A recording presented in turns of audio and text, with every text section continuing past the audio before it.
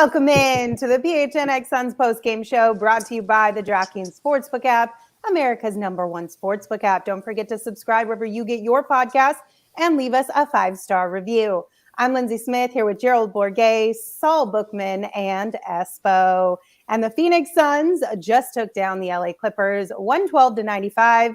They held a double-digit lead for the majority of this game. And guys, they gave us a good look at what a fully healthy Suns team might actually look like. Oh, well, I called it in pregame, told you it was going to be double digits, told you we were going to see the Suns that we wanted to see. All is right with the world, and they win in LA in the regular season against the Clippers for the first time since 2014. I was newly married, I had no kid, and I was about 100 pounds lighter. That's how long ago it was since the Suns won a game against the Clippers in LA. That's insane. All of it, yes. 2014. That blows my mind. I don't know what to take that stat for, because when they needed to win in LA in the playoffs, they won. So I mean, I guess that doesn't count. Is that how that works? Well, yeah, It's regular season. Yeah, so just regular season. You can have the regular season wins. I don't give a fuck. Yeah, I mean, I enjoyed this game because it was kind of the Suns we've been waiting to see for a full game. We didn't really see much of that in the first two games. They were good against Portland the majority of the time until the end, and then the Mavs was the complete inverse of that. They were not good at the start, and they put it together. So tonight was kind of the first night where we saw them be fully healthy, have an actual full rotation, what those bench rotations look like, and just everyone playing well together. That was good to see because, they've got a tough schedule to open the season. So getting a win against the Clippers team that's barely playing Kawhi right now, that's a good thing to have. Yeah, I thought overall that was the best performance by the Suns this season. It's not even close.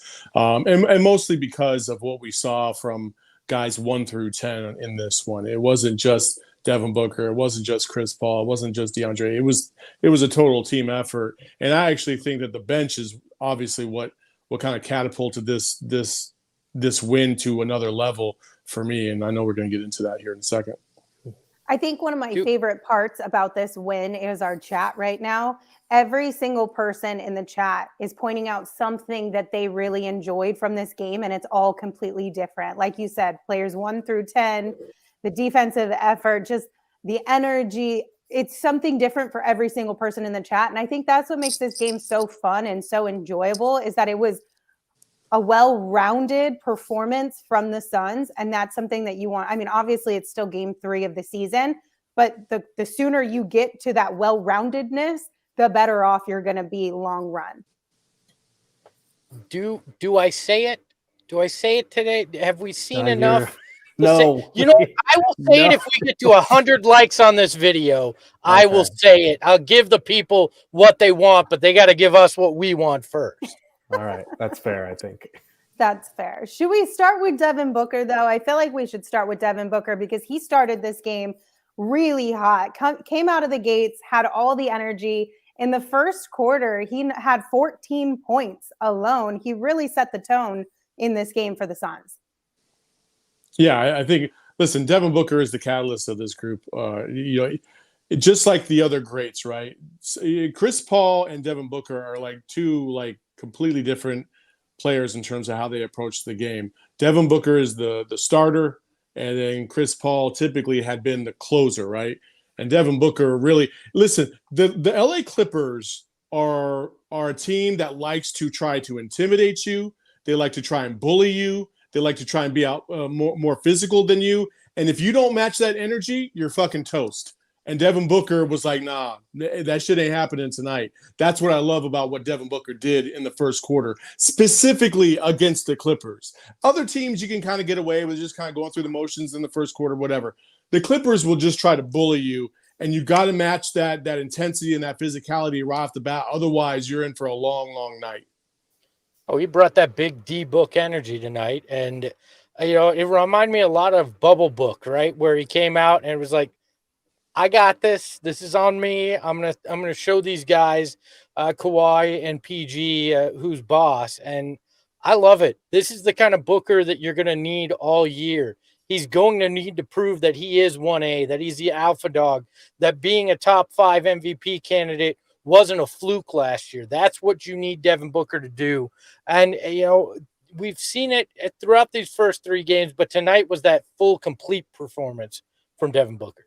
Yeah, I mean, he's been on fire to start the season. You look at his numbers, it's only 3 games, obviously, but he's averaging 32 points on 53, 95 shooting splits. Like, he's just been scoring from everywhere. We talk about how the Suns and him in particular need to get to the free throw line a little bit more, but it's hard to complain too much about what Booker has been providing, because this is, like Espo said, this is what the Suns are going to need from him this year. And I know coming into the season, we were a little hesitant as far as like, okay, is he going to be first team All NBA again? Probably not. Is he going to be a top 5 MVP candidate? Probably not.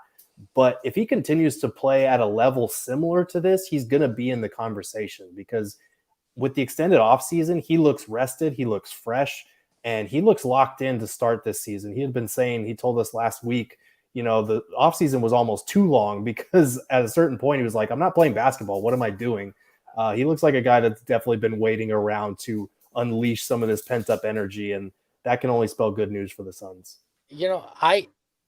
If we keep seeing CP3 the way we've seen him, but Devin Booker performs as he has, and they continue to be one of the top 4 teams in the West, it's going to be hard to ignore him as an MVP candidate. I mean, It's just going to be because the whole knock last year was, well, he's got CP3. They're kind of co-MVPs. Right. Well, if CP3 ghosts him for a portion of this season, and he carries the weight, and they still they're still successful, that makes the case there for him without any other effort, I think.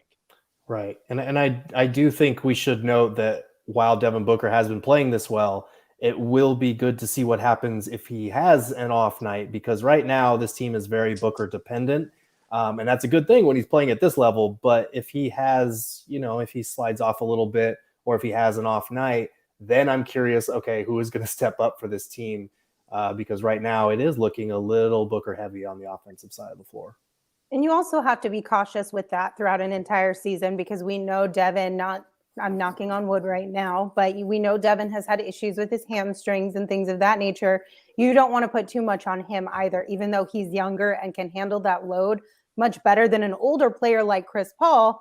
But still, you want to make sure you're finding a good balance there to where Devin is also fresh enough come the postseason to do these type of Devin Booker things consistently throughout the entire playoffs. I don't know what you're talking about, Lindsay, and I refuse to acknowledge that he's ever been hurt before. And I don't think I'm not even going to say it. I'm not even going to acknowledge that elephant in the room, apparently. I don't want to even acknowledge that. Don't ever say that again, Lindsay, ever. Amen. Preach, Bookman. Listen, why don't you even say that out loud? What is wrong with you? If we get the vengeance of Basketball Cthulhu and then sometime in the next week, it's on you, Lindsay. It's on you. Do you know how many super chats we have gotten in the name of Basketball Cthulhu? If we haven't earned enough respect over the last year with our shout outs to Basketball Cthulhu to have one mention, something else is fishy around here. Something Uriel in the chat says Lindsay must be fired from PHNX. I think we have to consider at least a suspension, Saul. At least a suspension. Yeah, Lindsay will be suspended. I'm going to say this right now. Lindsay is suspended tomorrow. Oh really? Man. on our one off day this week, y'all. I'm Shut up, Lindsay. Jesus. Let me have this one.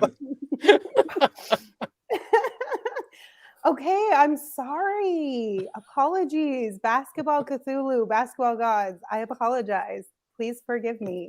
I offer this offering of naming Devin Booker the king of the game. There we go.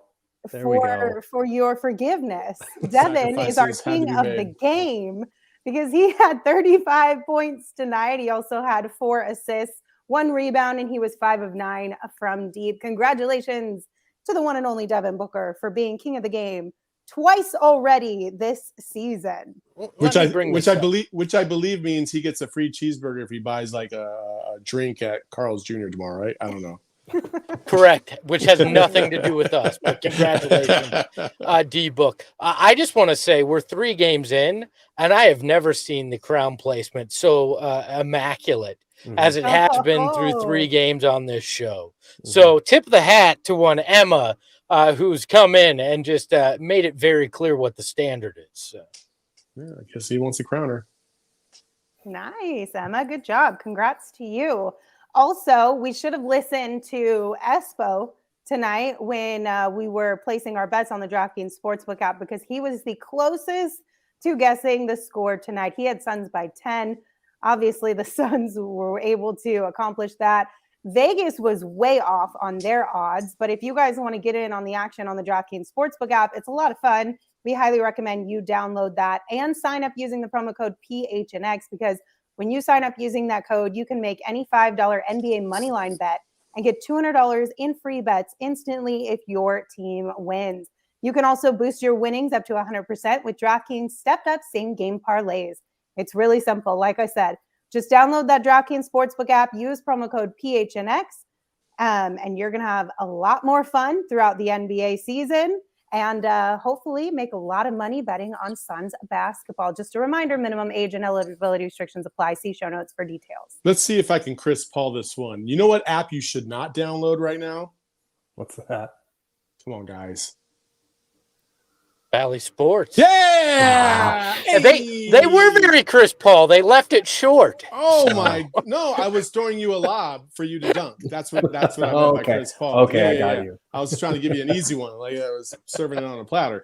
Oh my God! What the was that? Like, this happened when I was there, where they would just put a schedule for the game, and if the game ended, you had to get out of the app or get out of that game and then go to the post game. It's the dumbest shit I've ever seen in my life. Fix your janky ass crappy app. I have held my tongue for over a year after leaving that place. We had the same problems then. They have the same problems now. And they want people to pay like $20 a month for this shit. Get the hell out of here. I did it, and I'm really glad it happened tonight and not the other night where the last minute and a half of the game actually meant something. Oh, yeah. Like, luckily, this one was in the bag pretty much. So yeah, that would have been a major bummer. Come on, man. Just be better than that, Bally's. So for anyone listening, for future reference, if you're watching on Bally's and the stream goes out, go into the post game, because that might be where you're going to be able to continue watching the game. Just a heads up. Good looking out, guys. Okay, so I have our stream pulled up on my phone here. And Espo, you said if we get to 100 likes, you would do your Espo thing, right? Mm-hmm. So one of them, yes. Right. We have 42 likes right now. You lazy bastard. Is it better if we switch it and say if you get to 100 likes, Espo won't do it, but if you don't get us to 100 likes, Espo will do it? Does that work better? Is it like I'll do it in the reverse. I'll call them the worst team in the NBA. How about that? That's what I'm saying. Like, I don't know what's going on, but we need to get those likes up. So if you are here watching on YouTube, make sure you hit that like button because it helps us out a whole bunch. All right, guys. Wait. Aren't the Jazz undefeated? They are, I think. They are. They're 3-0. So how can we be that? The Blazers are 3-0. The Jazz are 3-0. Because let's be clear. The refs screwed us against the Blazers, and we know the Jazz, these may be the only 3 wins they have. So that's how. Dude, Laurie Marketing is balling his ass off right now. Which means he will be dealt by December 15th, I believe. So, okay, shall we dive into some game notes about this one? Yes, I think so. Let's talk first defense. Suns defense showed up really big in tonight's game. What were you guys seeing that stood out to you? To me, it was Torrey Craig. Honestly, Torrey was everywhere tonight, and the amount of energy he had on the court, to me, he was just being a pest. And when you have 5 guys that are coming off the bench that don't quite match up talent-wise to a team like the Clippers, you have to be frenetic. You have to play with your hair on fire. Torrey was everywhere tonight. And I felt like from the bench unit, he's the one that really set the tone. And then you throw in Jock Landale and what he was doing. It was beautiful. It was beautiful to watch because, listen, they're not going to be able to score at a high clip all the time. In most games this year, they won't. But if they can hold their own defensively, create turnovers, and give themselves some easy opportunities on the other end, that's what's going to make them an elite second unit. And that's what they have to really hone in on this season until they can get another body or two that can actually score consistently. So I loved what TC brought to the table tonight.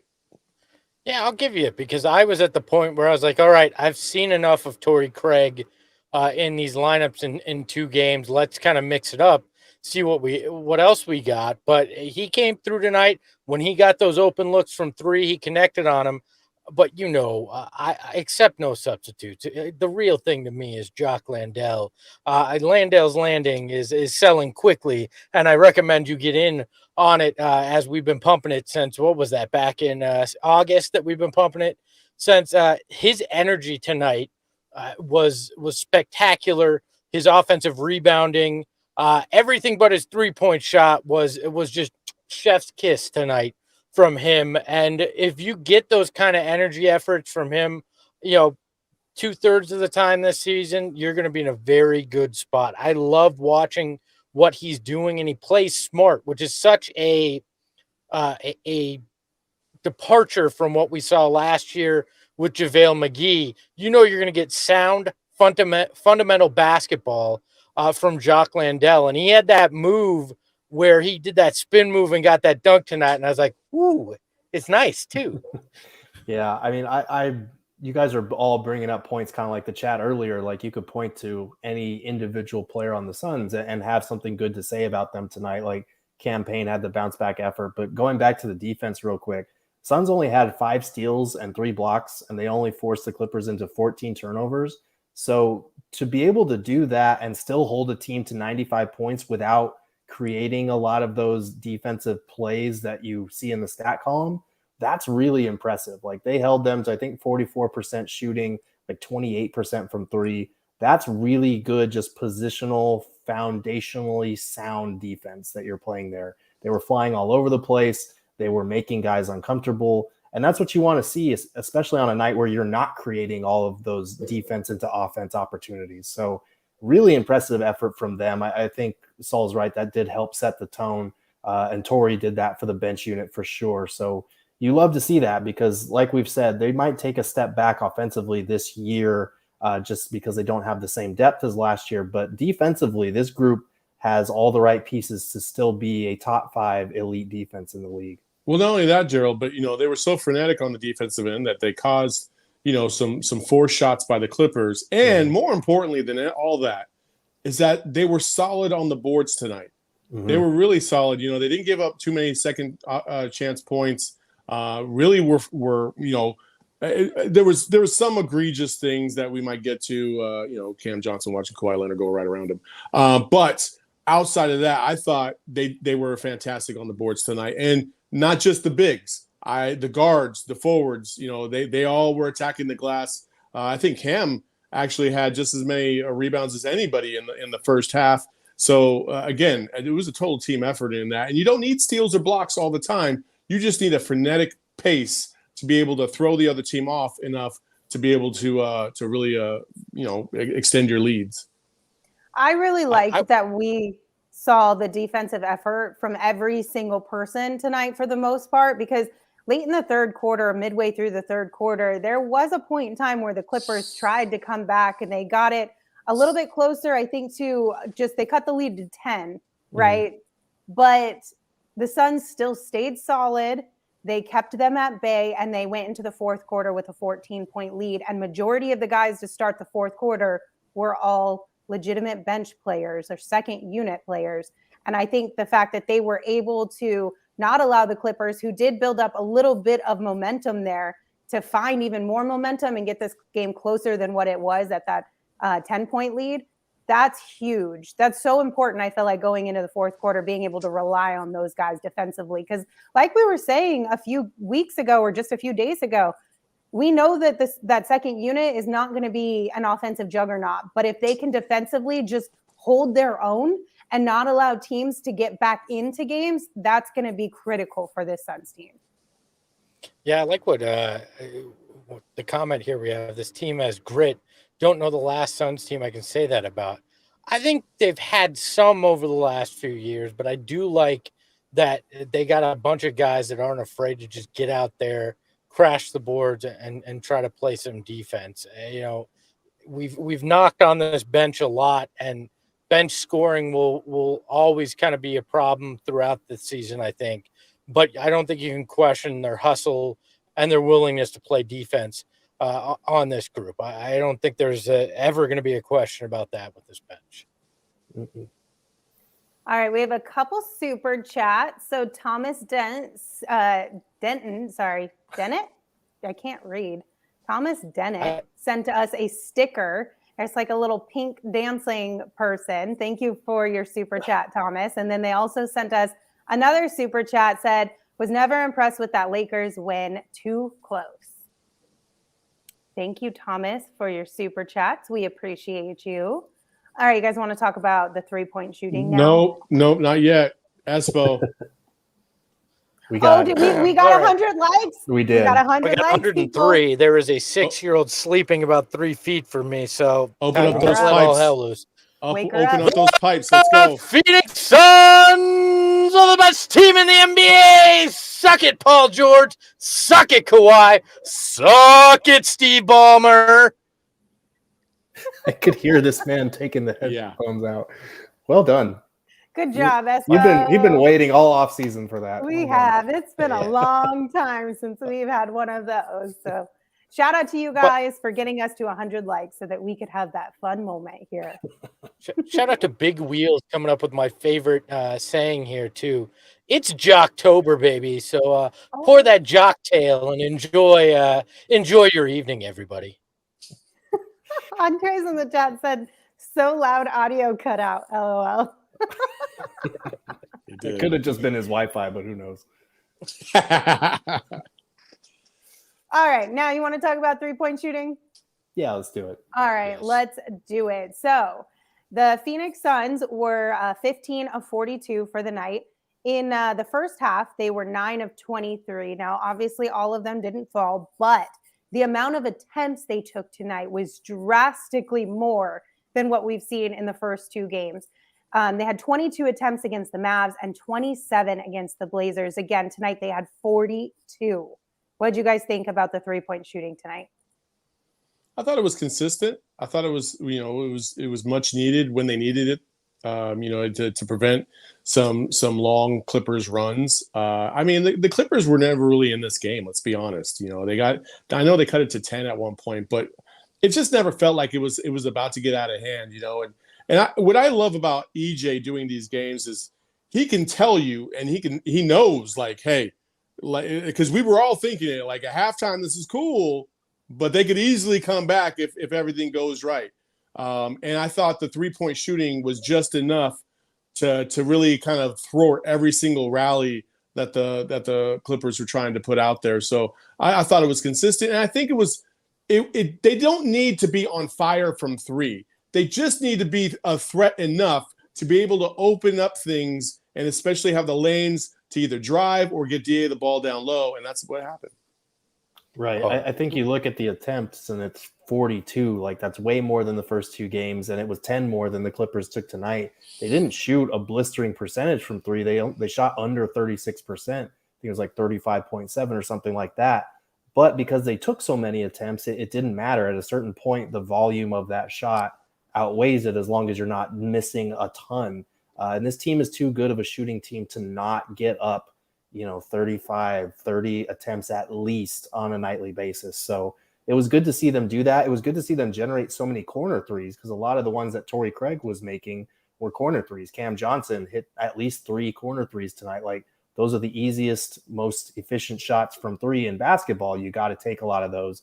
And that kind of helped because they did not really fix the free throw problem tonight. They only took 12 to the Clippers 20. So there's still a minus in that category. But if they can take enough threes, it might not matter as much.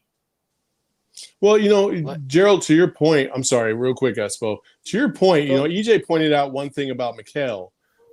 You saw John Wall go full head of steam right into players to try and draw fouls and get buckets, right? Mikal on there was one possession where he kind of just let off the gas when he got close, And that's what EJ was pointing out. He was like, listen, if you want to draw fouls, you got to be the aggressor, and you got to fly into these dudes and get the and ones. So I just wanted to bring that up real quick while you brought it up. Yeah. Yeah. Well, Gerald, you bring up the 3-point shooting percentage, right? And I'm a simple man. I don't know math real well, but my mathematician tells me if you take out the 1 for 8 from CP3, they shot 42% from 3. So I'm okay with those numbers from this squad. And look, I respect that CP3 early in that game saw that the Clippers were making a concerted effort to sag back on him, give him the open 3, and he tried to make them pay for it. And unfortunately, he went 1 for 5 in that first half. Luckily, his teammates picked him up, but they shot overall very well from deep. It was just CP3 that had his struggles. And I do want to, we should touch on that now briefly, because I still see a lot of people freaking out about Chris Paul's numbers. And don't get me wrong, his shooting numbers are not pretty in these first 3 games. But I'm less worried about that because you look at his first half, he was 1 for 7. All 7 of those attempts were threes. And it was mostly because he was getting the ball late in the clock because a lot of the other Suns were trying to create up to that point. Like it's still a concerted effort to let other guys kind of hunt for shots, to create, to do their thing. And Chris Paul is, this is year 18 for him. This is an adjustment playing off the ball for him as well. So I know that the shooting is not great right now and people are concerned about that. But you look at his 2-point percentage, it's not as bad compared to how many threes he missed. And this is going to be a process for him as well. He is a Hall of Famer, but he's used to operating with the ball in his hand. Give it a little bit of time, and we'll see if he's washed or if it's just a matter of learning a new role. I do want to say one quick thing, though, Gerald. Like, in the first half, the first quarter, I mean, those threes were wide open. Like, a couple were. Yes. Yeah, I mean, like, at some point, you just, if we see this repetitively, teams sagging off, Chris Paul's got the Grand Canyon to shoot a 3 and he can't drop one. Like, okay, well, hey, buddy, what's going on here? So, yeah, no, and you're totally right. And I think that might be part of the adjustment too, is he's not used to catch and shoot or wide open threes. He's used to having to create threes off the dribble. And last year he struggled with that. If you look at his percentages the year before, he was perfectly fine. So it could be a situation where the 3 is just maybe a little too far for him at this point. But I'm with you. I still need to see a little bit more before I'm willing to make a ruling either way on that. I mean, I'm 43. I can shoot from half court. I can't make them, but I can shoot from half court. I'm sure CP3 has no issues getting up. I just want to make sure that, he's consistent. That's all. That's fair. We did get a super chat from Icon. Icon said, yeah, Gerald, if you take out all the misses, they shot 100%. That's facts. I love that. I love that Lindsay saw my wheels spinning about what Solid just said and said, nope, I'm taking the reins. No joke's going to be made here this evening. That is not happening. Yep. That's why she's the best in the biz right there. That's why. Oh, well, thank you. I appreciate you guys. If you guys want to come hang out with us, go ahead, Espo. Can I make one more CP3 point? I don't care if he pulls the full Kendall Marshall and doesn't score anymore, as long as he's giving you double-digit assists and playing some defense, right? If other guys in this offense can continue to pick up some of the slack like they did tonight, I don't give a crap, all right? You still need a guy who can run the offense, who can play quality defense, and it may be enough to still get this team where they want to go if they find other answers. If that internal development is truly going to happen, go all Kendall Marshall that you want at CP3. Well, and he almost had a double-double tonight, guys. He had 11 assists, 8 rebounds, and 7 points. Low-key, you could say he was flirting with a triple-double there if you really wanted to. And that's pretty impressive for a guy who we're talking about having at least tiptoeing around the idea of him being washed.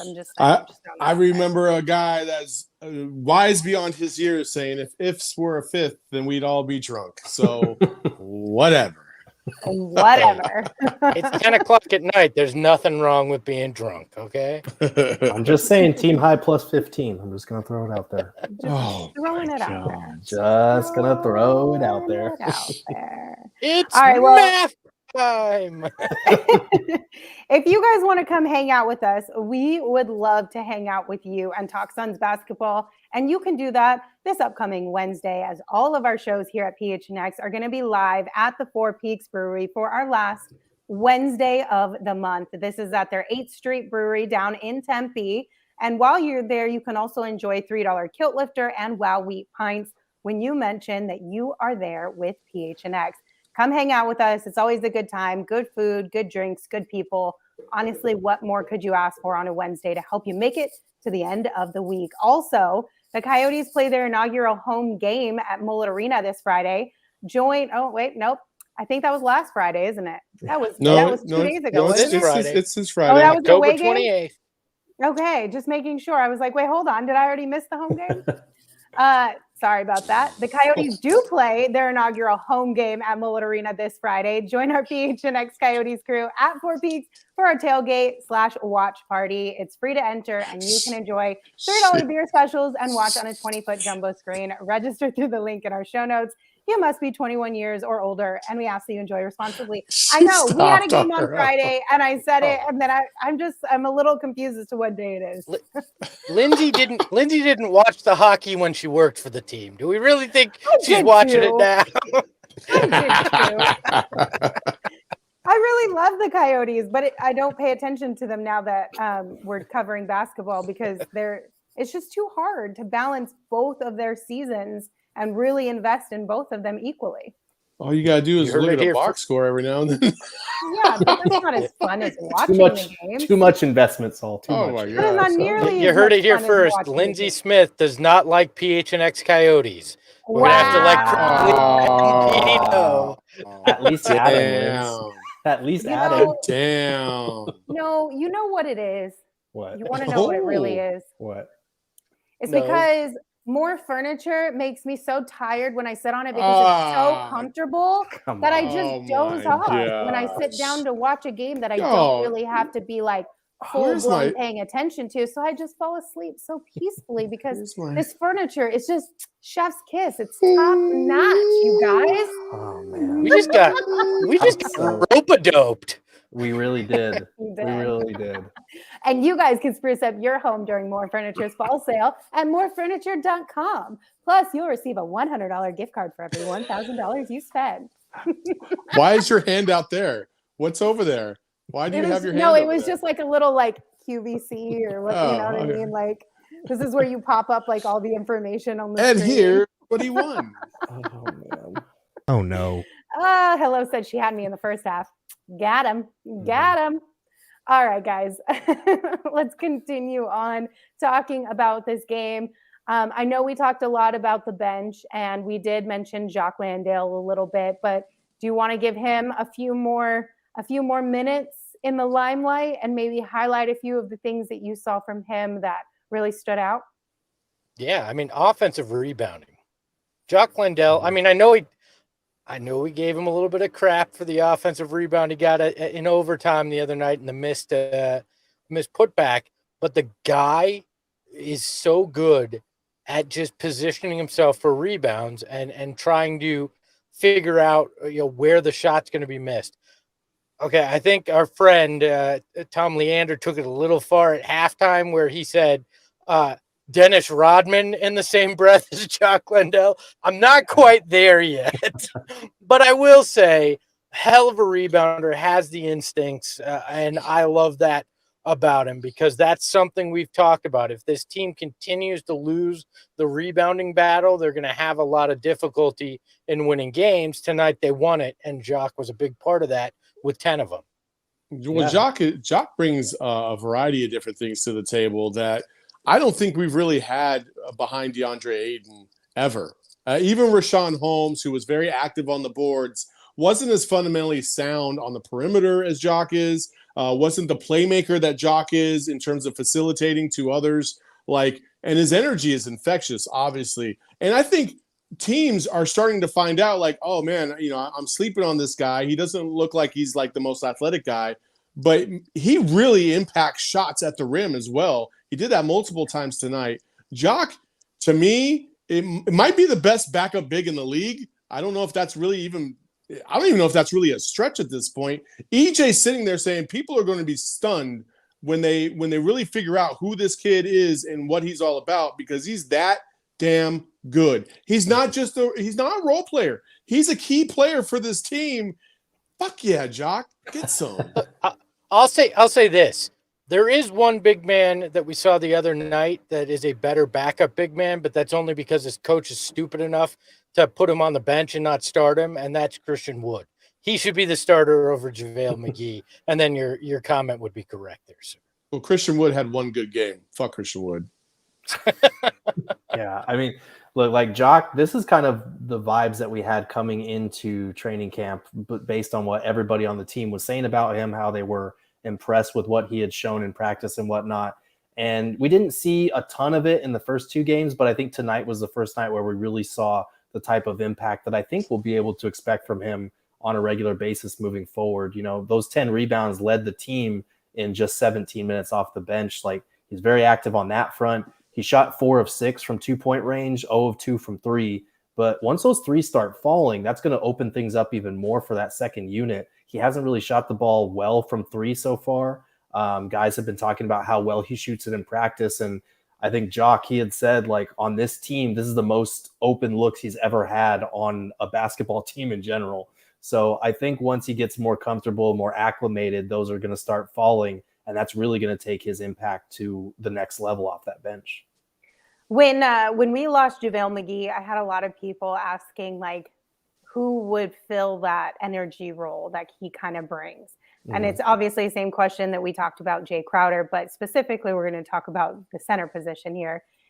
Do you think Jock has what it takes to fill that kind of void that JaVale left, just from like the energy, the hype kind of a standpoint? I know we've seen a little bit of it, but do you think he has another level to maybe take it to? You've only seen the beginning of the Jock train. I'm telling you right now, Gerald's right. When my guy starts hitting 3s, it's over because he's going to get the crowd involved. I think right now Jock is pretty not timid, but he's very calculated in terms of how he's approaching other guys and talking shit and stuff like that. Mm-hmm. Once he really starts to get himself into the flow this season, I guarantee you the next time they play the Clippers, he's going to talk some shit to some of those guys that were trying to give him the business tonight, like Marcus Morris and stuff. So I'll do it. It's only going to get better from here. I promise you that. Oh, yeah. When he starts hitting those 3s, it's time to rock and jock, baby. That's right. Bad 90s reference. Sorry. Jock strapped. I think not that making might a be jock strap joke. Jock strapped. That might be one of my favorite things about Jock is the amount of puns and ridiculous and outrageous nicknames that Suns fans have come up with. Mm-hmm. I am not going to repeat a good majority of the ones that I have seen, but I do appreciate the creativity from some of you guys and gals out there on Suns Twitter. I need a ruling on Jockadile Dundee. Like, is that that feels? I've seen it out there, and that one feels uncomfortable to me. I don't know. I think it's low hanging fruit. I don't think we need to play up the whole Australian bit. Like, we know he's Australian. Like, fuck it. Let's just go with something else. Let's be a little bit more original to the Valley. Well, that's what we should do before we have him on the show the next time. Is compile the list of names. Yes. And find out which one is his favorite and roll with it from there. How about that's a good the one. Thunder from Down Under? Oh my God! I think that's too. That's obvious. Already got a life of its own. We can't take that away from what it already is. We just got to let that be what it is. But I still think my favorite so far is Jocktober. It doesn't last throughout the whole year, but I do think it's a pretty fun nickname. Yeah, you get to May, you're like Jocktober. I'm like, oh man, he's really playing bad right now. Got to check your watch. It's Jock o'clock.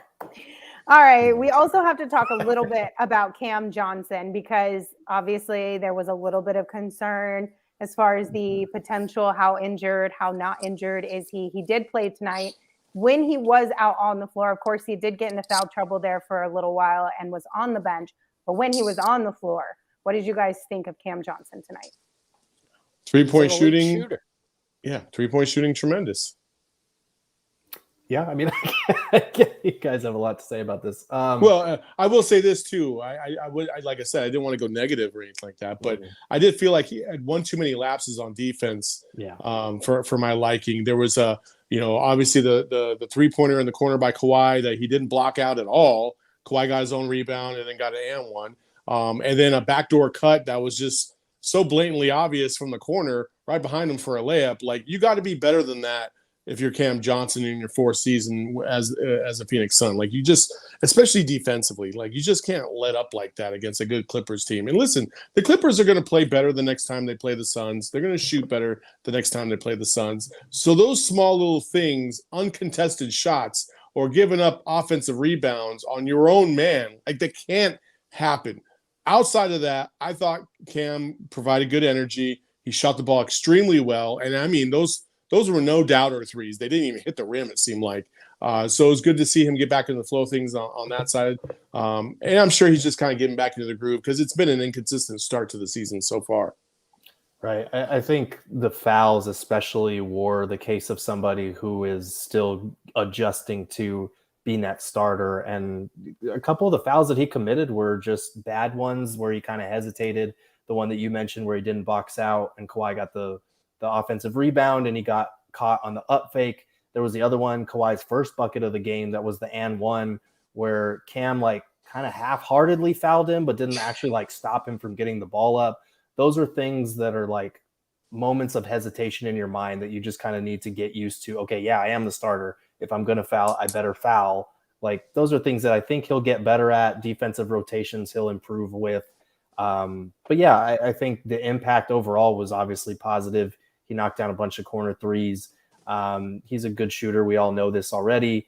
He's a smart player. And I was glad that he was able to overcome that foul trouble and play in the fourth quarter and have an impact because, man, like, when he picked up that fourth foul, I was like, really, for the third game in a row, we're barely going to get to see this starting lineup together again. But yeah, I was glad he was able to have an impact, especially because we didn't even know if he was going to play in this game heading into the day. So the fact that he was able to play through another potential injury and play well is the most important thing to me. Yeah, I found myself thinking at times about his rebounding too, and how he seems to find himself in the right position as well. He may not be, the bulkiest guy. He may not be the tallest guy out there, but he's smart about his rebounding, and I think that's going to be key as well. When he's not in foul trouble, he's going to have to hit those boards to be an effective starter there. One thing I could do without is ever hearing the phrase "rainbow connection" again when he hits a three, but that's just me. All right, that's just me. I didn't hear that one. I didn't hear that one either. I was watching the Clippers broadcast on League Pass. So I didn't hear that one at all. That's so. It's weird. a rainbow connection from Cam Johnson. Nope, I'm good, thanks. I didn't even hear that. I kind of like it mostly because now I know it pisses you off. Yeah.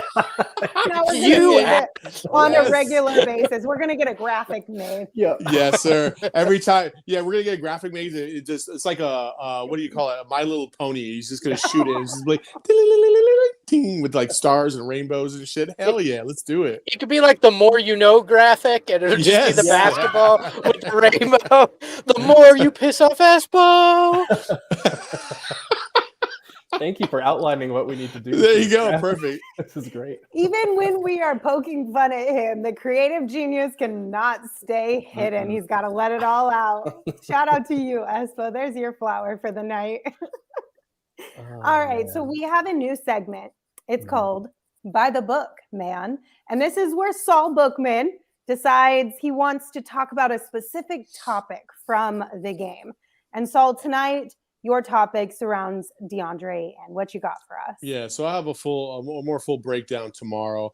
I thought DA had a mid game. He wasn't spectacular. I think he was serviceable, but you expect a little bit more from him. But I also thought the inconsistency by which he was getting the ball tonight, due to not only the Clippers' zone defense, but also because of our own doing. Like, listen, in the second half, in the third quarter specifically, when the Suns' shots weren't dropping, and the Clippers weren't making shots at a high rate either, but there was an opportunity there to really extend the lead and grow. And there was multiple times, and Espo kind of found a couple of them around the 8-minute mark, where Chris Paul literally will just, like, DA's running from rim to rim, busting his ass, and he gets great position down low, and Chris Paul doesn't even look at him. And then there was another time Campaign did the same thing, had him wide open, pin position right underneath the basket, didn't get him. And those small points, right, the easy points that you can get and you can accrue during the course of a game, when you're playing the tough teams in this league, you have to take advantage of. And I felt like tonight, as opposed to the first 2 games of the season, the Suns didn't quite do that enough. And so, and like I said, I'll have a more full breakdown as we get into tomorrow, and I get to look at and break down some of this film. But I just thought they were kind of egregious errors, things that if you were really looking, you would be like, holy crap, like, look at this. Like, it was kind of unbelievable. And that's when I started texting you guys, like, are you guys seeing this? So I know he was frustrated. He was in foul trouble as well. Like, his points his minutes were inconsistent to a degree. But it's also inconsistency. Like, listen, these big guys, they don't touch the ball. They don't get to control the ball on the perimeter. So there's got to be some type of a rhythm that they can get into to where they can consistently. Because you saw as soon as they came out of the half, they hit him twice in back-to-back shots. And he came through because he knew he was getting a play set up for him. And then after that, it was like we never saw that again. And that inconsistency, I feel like, just contributes. It's not the ultimate factor, but it contributes to his inconsistency offensively, and it can be frustrating. Right. And I'm curious to watch those. Oh, go ahead, Despo. I was just going to say 2 things. One, for the audio listeners, the By the Bookman graphic, the best one we have on the show. Just for the audio listeners, though, take my word for it. But I think one thing, Saul, that it led to watching that stretch around that 8-minute mark is there's 3 different times he's sitting there that he has position on 2 different defenders and gets looked off. And that's when he comes down the other end of the court is when he picks up that 4th foul. Mm-hmm. And to me, you got to wonder, does that frustration, if he's feeling it, bleed through into a lapse on the defensive end? Because we're all accustomed to it. If you're upset about one thing, it can have an impact on the other end.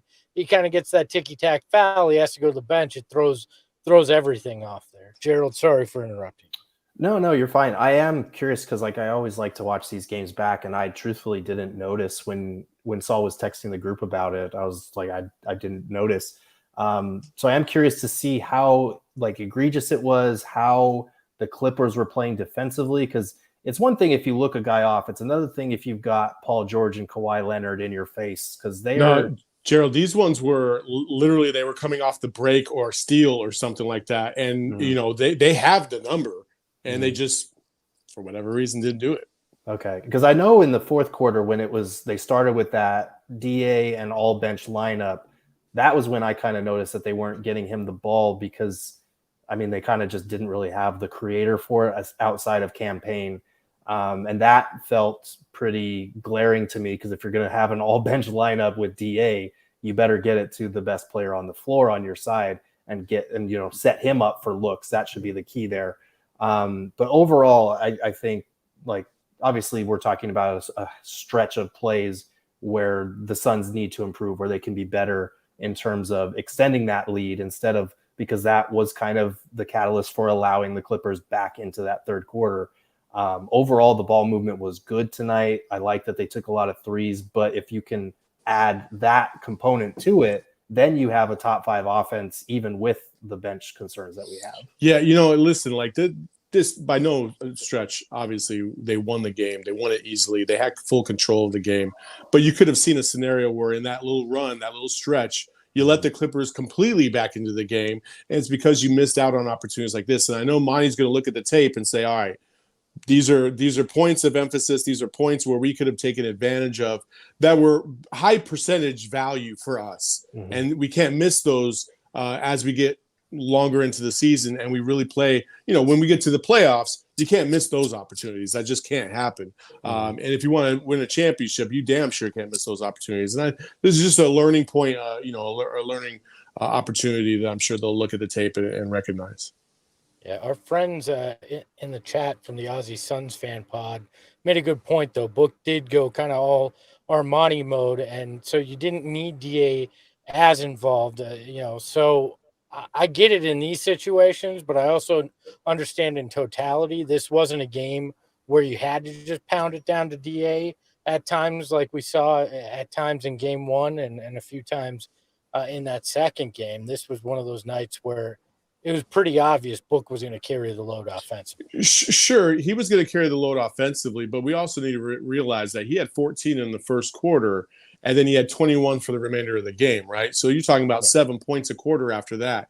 In this stretch right here, right after the second half started, like it could have fallen apart because, Devin wasn't dropping another 14 in that quarter at the time. And so, again, you got to be able to pace things. You want to keep the momentum going. That was just another opportunity for them to be able to do it, is all I'm saying. And that was when the Clippers did find a little bit of momentum, was in midway through that third quarter as well. So sometimes getting an easy bucket can shift that momentum back into your favor and stop that from getting out of hand. So like you said, just something to keep an eye on, something we'll look for throughout the remainder of the season, and potentially a learning opportunity for the Suns. I want to tell you guys real quick about Underdog Fantasy. It's a really cool app that kind of combines like the fun fantasy side of sports, but also social, because you can hang out with your friends on that app. You guys can make friendly wagers on the app, and basically you can pick all kinds of fantasy things like points for a specific player, higher or lower, those type of things. Saul, Espo, I know you guys always are dropping things in our chats about who's winning and who's losing and who's beating who every other day, it seems like. And the best part about it is you can make some money on this app as well. So if you have not yet, you can search in the App Store, click the link in the show notes to find the Underdog Fantasy app, and make sure you sign up using the promo code PHNX, because when you use that promo code, Underdog will double your first deposit up to $100, you guys. Yeah, it's a lot of fun. I'm on our fantasy show, our fantasy sports show. Don't get too excited. And we did a 4-person draft. It was myself, Shane Diefenbach, Sean DePaz, and Anthony Totri. And basically, the 4 of us picked a 6-person lineup combining the Thursday night and Sunday night games. And I kicked their ass. Finally, I won a cool $40 off of them just by playing in this, and it's fun. It's just another way to really enjoy a Sunday where the Cardinals didn't play. I didn't really have to care about any football, but I really was all in on the Sunday night game, watching the stats. It was nice. Yeah. So one more time, that's Underdog Fantasy, promo code PHNX. Get in on the action today. All right, so if you guys were going to utilize OG's brand new Sleep Edition gummy, now this one is the 2-to-1 THC CBN ratio gummy that helps with falling and staying asleep. Do you think it's better like to use it on a Sunday night before a work week ahead, or would it be like late on a Friday night so you can sleep in on a Saturday? What you guys kind of thinking? How would you utilize the cool thing about it is you can't lose either way, but because honestly, like the times I've used it, I've woken up and I felt, like a little slow, like just kind of, a little groggy or whatever, but it only lasted for like maybe 30 minutes. And then I was refreshed because I had had 8 to 9 hours of sleep. So you can't lose either way. For me, I'm probably using it on like a Friday night so I could just sleep in as long as I can on a Saturday and be lazy. What I call a normal Lindsay day. I mean, if I could have gone to sleep at about 7:00 tonight, like the Clippers did, I probably would have taken it tonight. But I'm a Friday guy, so I can get a little bit more rest in the morning. That's kind of how I feel. I feel like I'm a Friday kind of person, like sleep in till, I don't know, 11 or 12 on a Saturday maybe. Wake up, start a really slow day, Tuesday. Be awake for like 6 hours, and then go right back to bed. And do it all over again on Monday. Do it all over again on Monday. Because I am suspended for tomorrow. So that's what we're going to do. That's tonight. right. Taking OGs tonight. Want to try OGs? They have a ton of different products and a lot of great flavors We highly recommend them. You can find them online at ogsbrands.com. You can find them on Instagram at ogsbrands, and you can also find their products at your local dispensary, but you must be 21 years or older to purchase. All right, we are going to round out today's show with some flowers for Chris Paul. I know we've talked a lot about the type of play from Chris Paul, but this one, no one can take away from him. Chris Paul officially became the first player in NBA history to reach 20,000 career points and 11,000 career assists. So congratulations to Chris Paul. A round of applause for you.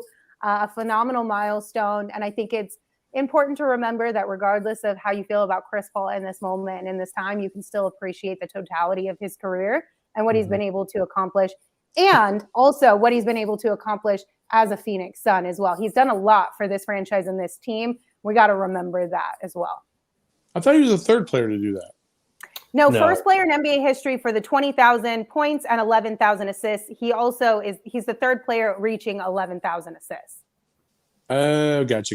Yeah, That's the graphic that I showed. Gotcha. Yeah, because John Stockton and Jason Kidd didn't reach the 20K. I think one of them was like at 19, the other one was like 17 for points. So Gotcha. Okay. Yeah, I mean, listen, it's a tremendous accomplishment. Like, Chris Paul is one of the greatest guards of all time. Everybody knows that, and it's, even though there's questions about where he's at in terms of his ability to play this game at a high level right now, he's still able to be a very, very, very, very serviceable point guard at the age of 38. And you can't take that away, because he's not like Tom Brady, who gets like let off the hook by every single ref in the league and nobody can even breathe on him. Chris Paul's actually having to play at a high level, and he's actually having to run circles around dudes, and he is constantly putting them on skates, and there's a physicality that comes along with that, and that can't be underestimated. Like, Chris Paul's one of a kind, and so congrats to him for sure. Yeah. All right, go ahead. I agree, he's one of a kind, and I want to say nobody else will ever reach this plateau. LeBron James has an outside shot at it, but I don't think anybody else is going to reach his 20,000 points, 11,000 assists mark. I think this will be the Chris Paul club for a long time. All right, guys, it's that time of the show where I ask you, any final thoughts on tonight's game? No, but I am looking forward to Tuesday night, our next show. It's Suns Warriors. It's TNT. It's the first time we're going to see the throwback purple uniforms on the court, making the comeback. I am excited for that game. That is going to be next level. National television. You're playing the defending champs. This is the game that I've had circled for the first week of the season. Yeah, and what better time to have a game where you looked like yourselves again than right before that game. So definitely excited for Tuesday night. That is true. And I don't want to name individuals because I don't want to put their business out there, but there's a couple people in our company that have had some family tragedies of late. I want to just extend my best wishes to them as they get through some of these difficult times. We obviously, I'm not going to say their names, but we're all thinking of them, and we love them, and we support them. I just wanted to give them a shout out and say, hey, we're here for you guys. And that's also a great reminder to hug your people and check in on your people as well. With that, we will say goodbye. Thank you guys for joining us. Again, our next show is on Tuesday. That'll be a pregame show before the Suns take on the Warriors, and then a postgame show as well. And we will see you guys then. Until then, you can follow me on Twitter at Lindsay Smith AZ. You can follow Gerald at Gerald Bourget. You can follow Saul at Saul_Bookman. And of course, you can follow Espo at Espo. Espo, take us home. Remember, that's why that Greg Esposito's a smart guy.